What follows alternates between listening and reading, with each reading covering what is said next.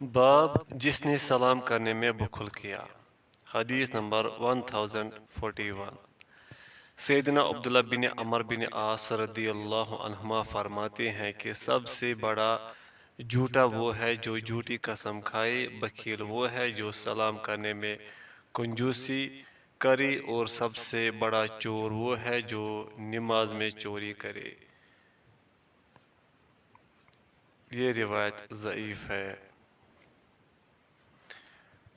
حدیث نمبر 1042۔ سیدنا ابو ہریرہ رضی اللہ عنہ فرماتے ہیں لوگوں میں سب سے بڑا کنجوسی وہ ہے جو سلام کرنے میں کنجوسی کرے، اور بے شک لوگوں میں سب سے بڑا عاجز وہ ہے جو دعا کرنے سے عاجز ہو۔ یہ روایت صحیح ہے۔ باب بچوں کو سلام کرنا۔ حدیث نمبر 1043۔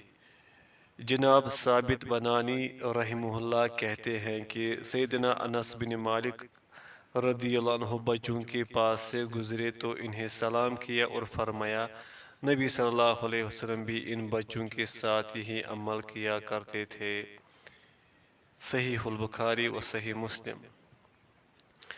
حدیث نمبر 1044۔ جناب انبسا رحمہ اللہ بیان کرتے ہیں کہ میں نے سیدنا ابن عمر رضی اللہ عنہما کو دیکھا، وہ مکتب مدرسے میں بچوں کو سلام کرتے تھے۔ یہ روایت صحیح ہے۔ باب عورتوں کا مردوں کو سلام کرنا۔ حدیث نمبر 1045۔ سیدہ ام ہانی رضی اللہ عنہ بیان کرتی ہیں کہ میں نبی صلی اللہ علیہ وسلم کی خدمت میں حاضر ہوئی۔ آپ صلی اللہ علیہ وسلم اس وقت غسل فرما رہے تھے۔ میں نے آپ کو سلام کہا تو آپ صلی اللہ علیہ وسلم نے پوچھا یہ کون عورت ہے؟ میں نے عرض کیا ام ہانی۔ آپ صلی اللہ علیہ وسلم نے فرمایا مرحبا، خوش آمدید۔ صحیح البخاری و صحیح مسلم۔ حدیث نمبر 1046۔ امام حسن بصری رحمہ اللہ فرماتے ہیں عورتیں مردوں کو سلام کیا کرتی تھی۔ یہ روایت حسن ہے۔ عورتوں کو سلام کرنے کے بیان میں حدیث نمبر 1047۔ سیدہ اسماء رضی اللہ عنہا بیان کرتی ہے کہ نبی صلی اللہ علیہ وسلم مسجد سے گزرے، عورتوں کی ایک جماعت وہاں بیٹھی ہوئی تھی۔ آپ صلی اللہ علیہ وسلم نے اپنے ہاتھ کے اشارے سے انہیں سلام کیا اور فرمایا انعام کرنے والوں کی ناشکری سے بچو، انعام کرنے والوں کی ناشکری سے بچو۔ ان میں سے ایک عورت نے عرض کیا اے اللہ کے نبی، ہم اللہ تعالیٰ کی نعمتوں کی ناشکری سے اللہ تعالیٰ کی پناہ مانگتے ہیں۔ آپ صلی اللہ علیہ وسلم نے فرمایا کیوں نہیں، بے شک تم میں سے کسی عورت کے بے شوہر رہنے کا زمانہ لمبا ہو جاتا ہے، پھر اللہ تعالیٰ اس سے شوہر دیتا ہے تو اس کی ناشکری کرتی ہو، جب غصہ میں آ جاتی ہو تو کہتی ہو اللہ کی قسم میں نے اس سے کبھی ایک لمحے کے لیے بھی بھلائی نہیں دیکھی۔ یہی اللہ تعالیٰ کی نعمتوں کی ناشکری ہے اور یہی انعام کرنے والوں کی ناشکری ہے۔ یہ حدیث صحیح ہے۔ حدیث نمبر 1048۔ سیدہ اسماء بنت یزید انصاریہ رضی اللہ عنہا بیان کرتی ہے کہ نبی صلی اللہ علیہ وسلم میرے پاس سے گزرے اور میں اپنی ہم عمر لڑکیوں میں تھی، تو آپ صلی اللہ علیہ وسلم نے ہمیں سلام کیا اور فرمایا انعام کرنے والوں کی ناشکری سے بچو، اور میں عورتوں میں سوال کرنے کے معاملے میں سب سے تیز تھی۔ چنانچہ میں نے عرض کیا اے اللہ کے رسول، انعام کرنے والوں کی ناشکری سے کیا مراد ہے؟ آپ صلی اللہ علیہ وسلم نے فرمایا تم میں سے کسی کا اپنے ماں باپ کے پاس بے شوہر رہنے کا زمانہ لمبا ہو جاتا ہے، پھر اللہ تعالیٰ اسے شوہر عطا کرتا ہے اور اس سے اولاد عطا فرماتا ہے، پھر جب کبھی وہ غصہ میں آ جاتی ہے تو ناشکری کرتے ہوئے کہتی ہے میں نے تجھ سے کبھی خیر نہیں دیکھی۔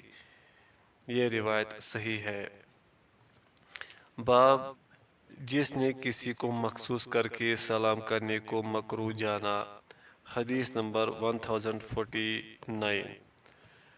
جناب طارق بن شہاب رحم اللہ بیان کرتے ہیں کہ سیدنا عبداللہ بن مسعود رضی اللہ عنہ کے پاس بیٹھے ہوئے تھے کہ ان کے دربار نے آ کر کہا نماز کھڑی ہو چکی ہے۔ یہ سن کر سیدنا عبداللہ رضی اللہ عنہ اٹھے تو ہم بھی ان کے ساتھ اٹھ کھڑے ہوئے۔ ہم مسجد میں داخل ہوئے تو دیکھا کہ لوگ مسجد کے اگلے حصے میں رکوع کی حالت میں ہیں۔ سیدنا عبداللہ رضی اللہ عنہ نے تکبیر کہی اور رکوع میں چلے گئے، پھر اسی طرح چلتے ہوئے نمازیوں کے ساتھ مل گئے اور جیسا انہوں نے کیا تھا ہم نے بھی کیا۔ نماز سے فارغ ہونے کے بعد ایک آدمی تیزی سے گزرا۔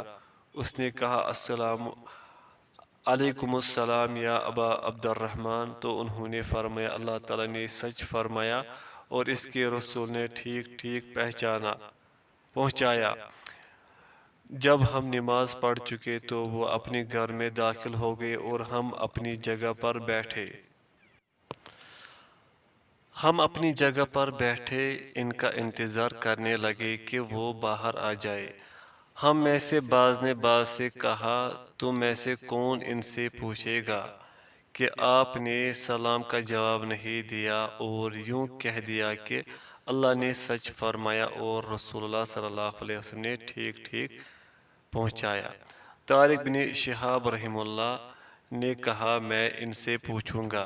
چنانچہ انہوں نے پوچھا تو آپ رضی اللہ عنہ نے کہا کہ نبی صلی اللہ علیہ وسلم نے فرمایا تھا قرب قیامت لوگوں کو خاص کر کے سلام کرنا اور تجارت کا اس قدر پھیل جانا ہوگا کہ عورت کہے گی کہ تجارت کے میں اپنے خاوند کی مدد کرے گی، اور قطع رحمی ہوگی اور علم کا بکھر جانا ہوگا اور جھوٹی گواہی کا ظاہر ہونا اور سچی گواہی کا چھپایا جانا ہوگا۔ یہ روایت صحیح ہے۔ حدیث نمبر 1050۔ سیدنا عبداللہ بن عمر رضی اللہ عنہما بیان کرتے ہیں کہ ایک آدمی نے رسول اللہ صلی اللہ علیہ وسلم سے عرض کیا کون سا اسلام بہتر ہے؟ آپ صلی اللہ علیہ وسلم نے فرمایا تو کھانا کھلائے اور جسے جانتے ہو اور جسے نہیں جانتے اسے بھی سلام کہے۔ صحیح البخاری، صحیح مسلم۔ باب پردے کی آیت کیسے نازل ہوئی؟ حدیث نمبر 1051۔ سیدنا انس رضی اللہ عنہ بیان کرتے ہیں کہ وہ رسول اللہ صلی اللہ علیہ وسلم کے مدینہ منورہ تشریف لانے کے وقت 10 سال کے تھے۔ میری والدہ مجھے آپ صلی اللہ علیہ وسلم کی خدمت کے لیے ہمیشہ کہتی تھی، چنانچہ میں نے 10 سال آپ کی خدمت کی اور جب آپ کی وفات ہوئی تو میں 20 سال کا تھا۔ نزول حجاب کے متعلق مجھے تمام لوگوں سے زیادہ علم ہے۔ سب سے پہلے یہ حکم اس وقت نازل ہوا جب رسول اللہ صلی اللہ علیہ وسلم زینب بنت جحش سے نکاح کیا تھا اور انہیں اپنے گھر لائے تھے۔ آپ نے لوگوں کو دعوت ولیمہ پر بلایا، سب نے کھانا کھایا اور چلے گئے مگر کچھ صحابہ باقی رہ گئے جو دیر تک بیٹھے رہے۔ آپ صلی اللہ علیہ وسلم کھڑے ہوئے اور باہر نکل آئے۔ میں بھی باہر آ گیا تاکہ وہ لوگ بھی باہر چلے جائے۔ پھر آپ صلی اللہ علیہ وسلم چل کر گئے، میں بھی آپ کے ساتھ چل کر گیا یہاں تک کہ آپ سیدہ عائشہ رضی اللہ عنہا کے حجرہ کے چوکھٹ پر آئے۔ پھر خیال آیا کہ وہ لوگ چلے گئے ہوں گے اس لیے واپس تشریف لائے۔ میں بھی واپس آ گیا یہاں تک کہ آپ سیدہ زینب رضی اللہ عنہا کے ہاں داخل ہوئے۔ وہ لوگ ابھی تک بیٹھے ہوئے تھے۔ پھر آپ واپس ہوئے اور میں بھی واپس آ گیا یہاں تک کہ سیدہ عائشہ رضی اللہ عنہا کی حجرہ کی چوکھٹ پر پہنچے۔ پھر خیال آیا کہ اب وہ لوگ چلے گئے ہوں گے اس لیے پھر واپس تشریف لائے۔ میں بھی آپ کے ساتھ واپس آ گیا تو اس وقت وہ لوگ جا چکے تھے۔ نبی کریم صلی اللہ علیہ وسلم نے میرے اور اپنے درمیان ایک پردہ ڈال دیا، اس وقت پردہ کا حکم نازل ہوا تھا۔ صحیح البخاری۔ باب پردے کے 3 اوقات کے بیان میں۔ حدیث نمبر 1052۔ جناب ثعلبہ بن ابی مالک کرزی رحم اللہ بیان کرتے ہیں کہ وہ سوار ہو کر قبیلہ بنی حارثہ کے بھائی سیدنا عبداللہ بن سوید رضی اللہ عنہ کے پاس گئے اور ان سے پردے کے 3 اوقات کے بارے میں پوچھنے لگے۔ وہ عبداللہ رضی اللہ عنہ ان اوقات پر عمل پیرا تھے۔ انہوں نے پوچھا تم کیا چاہتے ہو؟ میں نے کہا میرا ارادہ ہے کہ میں بھی ان اوقات پر عمل کروں۔ تو انہوں نے فرمایا دوپہر کے وقت جب میں اپنے کپڑے اتار دیتا ہوں تو میرے گھر والوں میں سے کوئی بالغ آدمی میرے پاس میری اجازت کے بغیر نہیں آتا مگر یہ کہ میں اسے خود بلاؤں تو یہ اس کے لیے اجازت ہوتی ہے، اور نہ جب فجر طلوع ہو جائے اور لوگ چلنا پھرنا شروع کر دیں یہاں تک کہ نماز پڑھ لی جائے، اور نہ ہی اس وقت جب میں عشاء کی نماز پڑھ لوں اور اپنے کپڑے اتار لوں یہاں تک کہ میں سو جاؤں۔ یہ روایت صحیح ہے۔ باب آدمی کا اپنی بیوی کے ساتھ کھانا۔ حدیث نمبر 1053۔ سیدہ عائشہ رضی اللہ عنہ بیان کرتی ہیں میں نبی کریم صلی اللہ علیہ وسلم کے ساتھ ایک قسم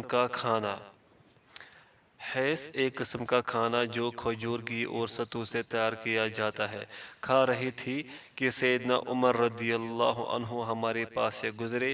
آپ صلی اللہ علیہ وسلم نے انہیں کھانے کی دعوت دی، وہ بھی کھانے لگے۔ اتفاقاً ان کا ہاتھ میری انگلی کو لگ گیا تو انہوں نے کہا اوہو، اگر تمہارے بارے میں میری رائے مانی جاتی تو تمہیں کوئی آنکھ نہ دیکھ پاتی۔ اس پر پردے کا حکم نازل ہو گیا۔ یہ حدیث صحیح ہے۔ حدیث نمبر 1054۔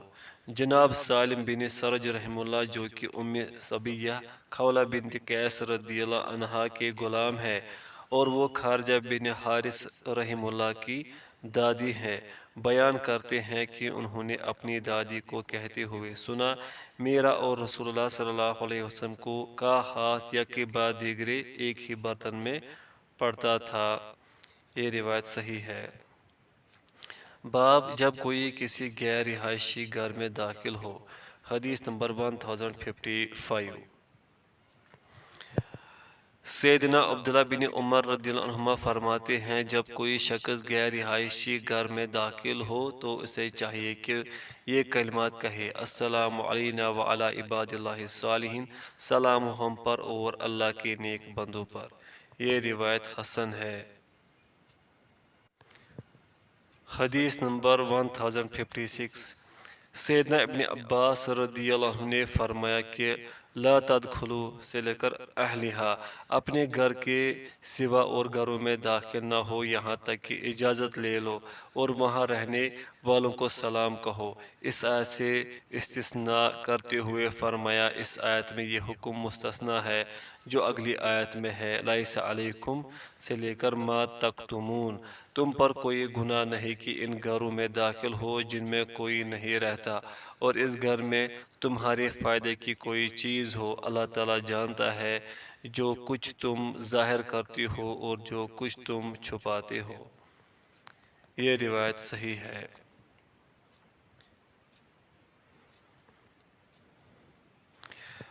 باب تمہارے غلاموں کو اندر آنے کی اجازت لینی چاہیے۔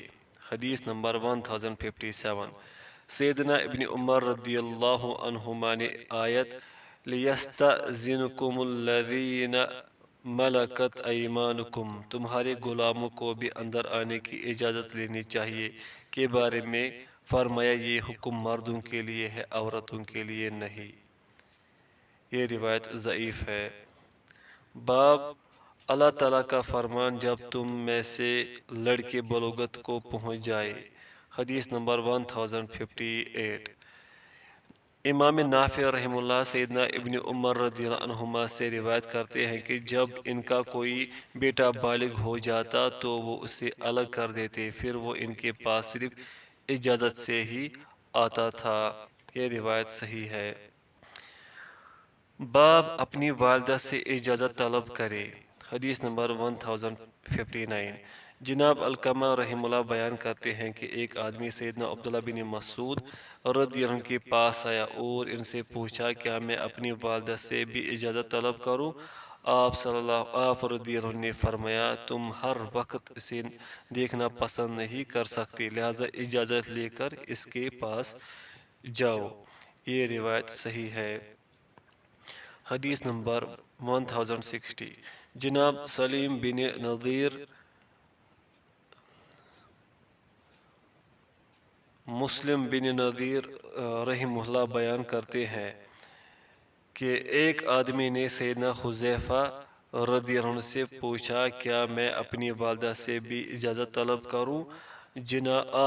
آپ رضی اللہ عنہ نے فرمایا اگر تم اس سے اجازت نہیں لوگے تو ممکن ہے کہ اسے ایسی حالت میں دیکھ لو جو تمہیں ناگوار گزرے۔ یہاں پر غلطی سے سلیم ہو گیا ہے تو عربی عبارت میں مسلم ہے، مسلم بن نذیر۔ یہ روایت حسن ہے۔ باب اپنے والد سے اجازت طلب کرے۔ حدیث نمبر 1061 جناب موسیٰ بن طلحہ رحمہ اللہ بیان کرتے ہیں کہ میں اپنے والد کے ساتھ اپنی والدہ کے پاس گیا، وہ اندر چلے گئے تو میں بھی ان کے پیچھے آ گیا۔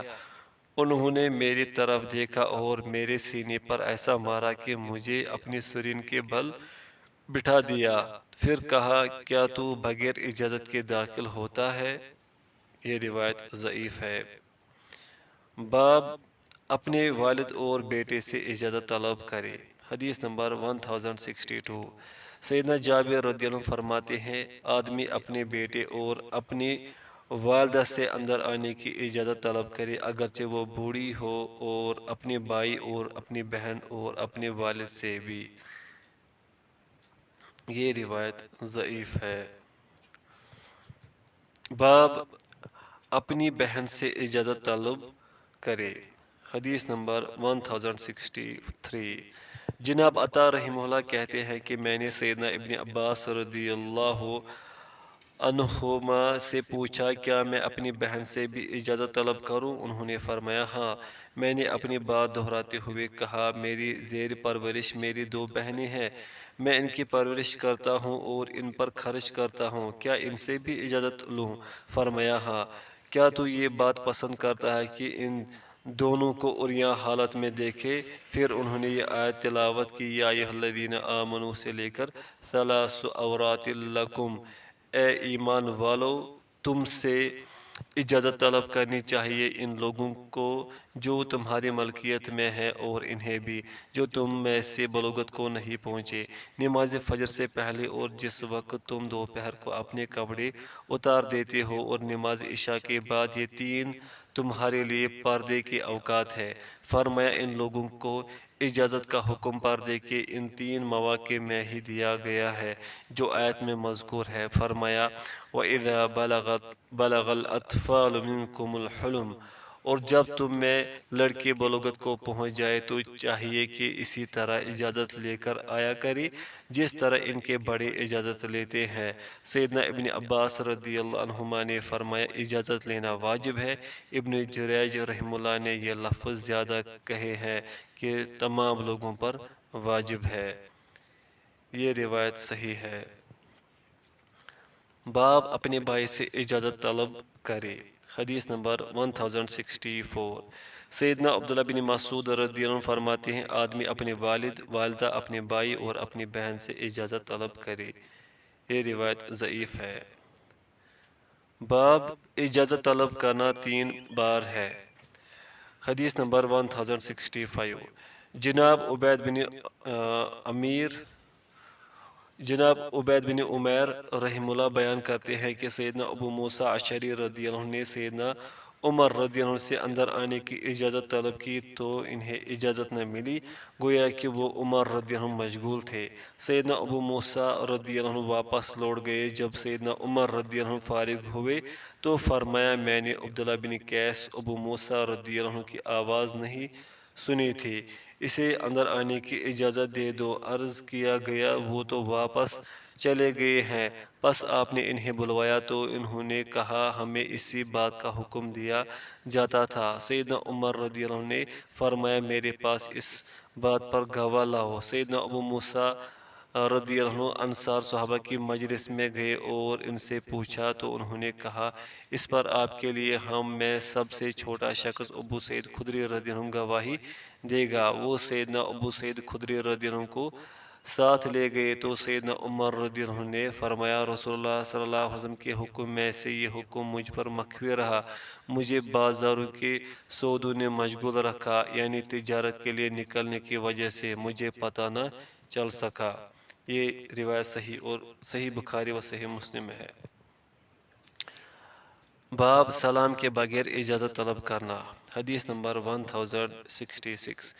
جناب عطا رحمہ اللہ بیان کرتے ہیں کہ سیدنا ابو ہریرہ رضی اللہ عنہ سے اس آدمی کے بارے میں پوچھا گیا جو سلام کہنے سے پہلے اجازت طلب کرے، تو انہوں نے فرمایا اس شخص کو اس وقت تک اجازت نہ دی جائے جب تک وہ سلام نہ کرے۔ یہ روایت صحیح ہے۔ حدیث نمبر 1067۔ جناب ابن جریج رحمہ اللہ بیان کرتے ہیں کہ میں نے سیدنا ابو ہریرہ رضی اللہ عنہ کو یہ فرماتے ہوئے سنا جب کوئی شخص اندر آئے اور السلام علیکم نہ کہے تو اسے کہو نہیں یہاں تک کہ وہ چابی لائے یعنی سلام کرے۔ یہ روایت صحیح ہے۔ باب جب کوئی بغیر اجازت اندر دیکھے تو اس کی آنکھ پھوڑ دی جائے۔ حدیث نمبر 1068۔ سیدنا ابو ہریرہ رضی اللہ عنہ بیان کرتے ہیں کہ نبی صلی اللہ علیہ وسلم نے فرمایا اگر کوئی آدمی تیرے گھر میں جھانکے اور تو اسے کنکری مار کر اس کی آنکھ پھوڑ دے تو تجھ پر کوئی گناہ نہیں۔ صحیح البخاری و صحیح مسلم۔ حدیث نمبر 1069۔ سیدنا انس رضی اللہ عنہ بیان کرتے ہیں کہ نبی صلی اللہ علیہ وسلم نماز پڑھ رہے تھے کہ ایک آدمی نے آپ صلی اللہ علیہ وسلم کے گھر میں جھانکا۔ آپ صلی اللہ علیہ وسلم نے اپنے ترکش سے ایک تیر لے کر اس کی آنکھوں کی طرف سیدھا کیا۔ صحیح البخاری و صحیح مسلم۔ باب اجازت لینا دیکھنے ہی کی وجہ سے ہے۔ حدیث نمبر 1070۔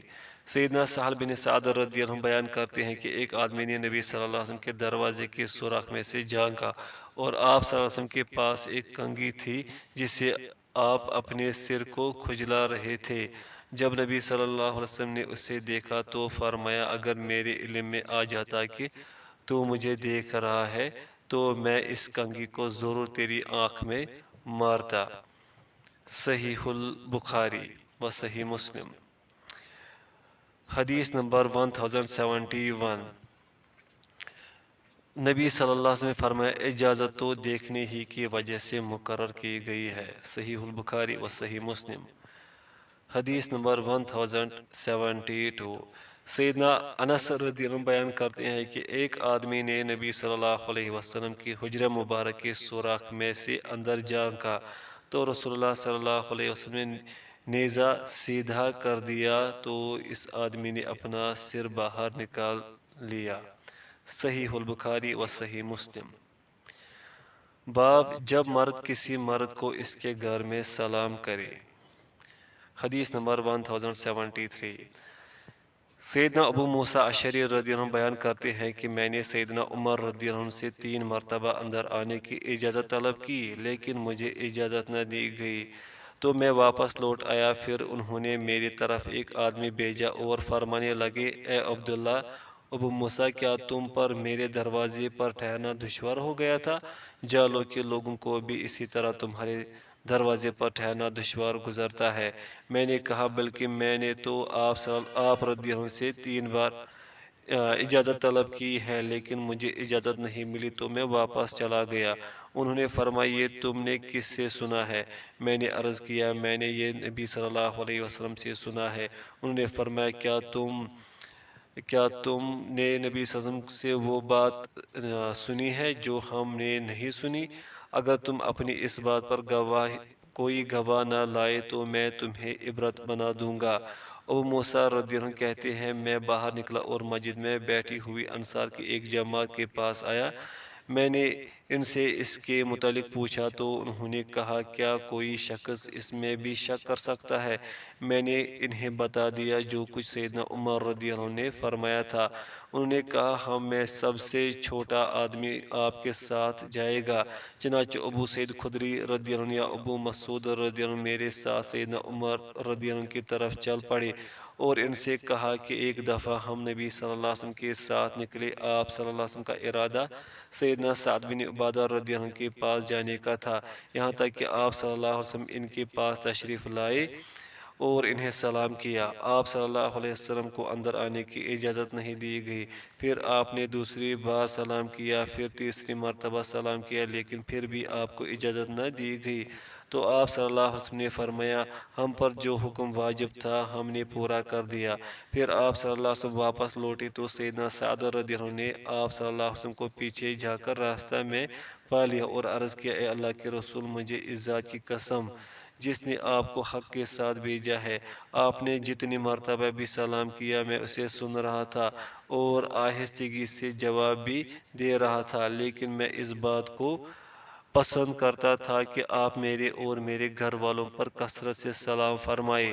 سیدنا ابو موسیٰ رضی اللہ عنہ نے کہا اللہ کی قسم بے شک میں رسول اللہ صلی اللہ علیہ وسلم کی حدیث کے بارے میں امانت دار ہوں۔ تو سیدنا عمر رضی اللہ عنہ نے فرمایا ہاں مجھے تیری امانت پر شک نہیں، لیکن میں نے اس بات کو پسند کیا کہ مزید تحقیق کر لوں۔ صحیح البخاری و صحیح مسلم۔ باب آدمی کا کسی کو بلانا ہی اجازت ہے۔ حدیث نمبر 1074 سیدنا عبداللہ باب آدمی کو کسی کو بلانا ہی اجازت ہے۔ حدیث نمبر 1074 سیدنا عبداللہ رضی اللہ عنہ فرماتے ہیں جب کسی آدمی کو بلایا گیا تو یقیناً اسے اجازت دے دی گئی۔ یہ حدیث صحیح ہے۔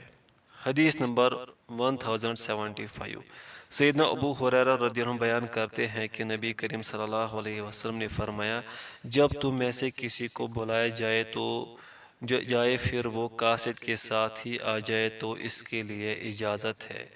1075 عفواً یہ حدیث صحیح ہے۔ حدیث نمبر 1076 سیدنا ابو ہریرہ رضی اللہ عنہ بیان کرتے ہیں کہ نبی صلی اللہ علیہ وسلم نے فرمایا آدمی کا دوسرے آدمی کی طرف قاصد بھیجنا ہی اس کی اجازت ہے۔ یہ حدیث صحیح ہے۔ حدیث نمبر 1077 جناب ابو علانیہ رحمہ اللہ بیان کرتے ہیں کہ میں سیدنا ابو سعید خدری رضی اللہ عنہ کے پاس آیا، میں نے انہیں سلام کیا لیکن مجھے اجازت نہ ملی۔ میں نے پھر سلام کیا لیکن اجازت نہ ملی۔ میں نے تیسری مرتبہ اونچی آواز سے سلام کیا اور کہا السلام علیکم یا اہل الدار، اے گھر والو تم پر سلام ہو، پھر بھی اجازت نہ دی گئی۔ میں ایک طرف ہٹ کر بیٹھ گیا کہ اتنے میں ایک لڑکا میرے پاس آیا اور کہا اندر داخل ہو جاؤ۔ میں اندر داخل ہو گیا تو سیدنا ابو سعید خدری رضی اللہ عنہ نے مجھے فرمایا اگر تو 3 مرتبہ سے زیادہ سلام کرتا تو تجھے اجازت نہ ملتی۔ پھر میں نے ان سے شراب بنانے کے لیے استعمال ہونے والے برتنوں کے بارے میں پوچھا۔ میں ان سے جس برتن کے بارے میں بھی پوچھتا تو وہ یہی فرماتے حرام ہے، یہاں تک کہ میں نے جف چمڑے سے بنے ہوئے برتن کے بارے میں پوچھا تو انہوں نے فرمایا حرام ہے۔ محمد بن سیرین رحمۃ اللہ علیہ نے کہا اس کے منہ پر چمڑا لگا کر تسمہ باندھ دیا جاتا ہے۔ یہ روایت صحیح ہے۔ باب دروازے کے پاس کیسے کھڑا ہو۔ حدیث نمبر 1078 سیدنا عبداللہ بن بصر رضی اللہ عنہ جو نبی صلی اللہ علیہ وسلم کے صحابی تھے بیان کرتے ہیں کہ نبی جب کسی دروازے پر اندر جانے کی اجازت لینے کے لیے تشریف لاتے تو آپ صلی اللہ علیہ وسلم دروازے کے بالکل سامنے نہ کھڑے ہوتے بلکہ دائیں یا بائیں جانب کھڑے ہوتے تھے۔ اگر اجازت مل جاتی تو ٹھیک ورنہ واپس تشریف لے جاتے۔ یہ روایت حسن ہے۔ باب جب کسی نے اجازت مانگی اور اسے کہا گیا کہ آتا ہوں تو وہ کہاں بیٹھے۔ حدیث نمبر 1079 جناب عبد الرحمن بن معاویہ بن حدیج رحمہ اللہ اپنے والد سے روایت کرتے ہیں، انہوں نے کہا کہ میں سیدنا عمر بن خطاب رضی اللہ عنہ کے پاس آیا اور ان سے اندر آنے کی اجازت طلب کی تو انہوں نے مجھے کہا اپنی جگہ پر رہو۔ میں ان کے دروازے کے قریب بیٹھ گیا، وہ میرے پاس باہر آئے، پانی منگوا کر وضو کیا، پھر اپنے موزوں پر مسح کیا۔ میں نے عرض کیا، اے امیر المؤمنین، کیا یہ مسح پیشاب سے وضو ٹوٹنے کی صورت میں بھی کرنا چاہیے؟ انہوں نے فرمایا، پیشاب سے یا پیشاب کے علاوہ کسی چیز سے وضو ٹوٹا ہے ہو۔ یہ روایت حسن ہے۔ باب دروازہ کھٹکھٹانا۔ حدیث نمبر 1080۔ سیدنا انس بن مالک رضی اللہ عنہ بیان کرتے ہیں کہ بے شک نبی صلی اللہ علیہ وسلم کے دروازوں کو ناخنوں سے کھٹکھٹایا جاتا تھا۔ یہ روایت صحیح ہے۔ باب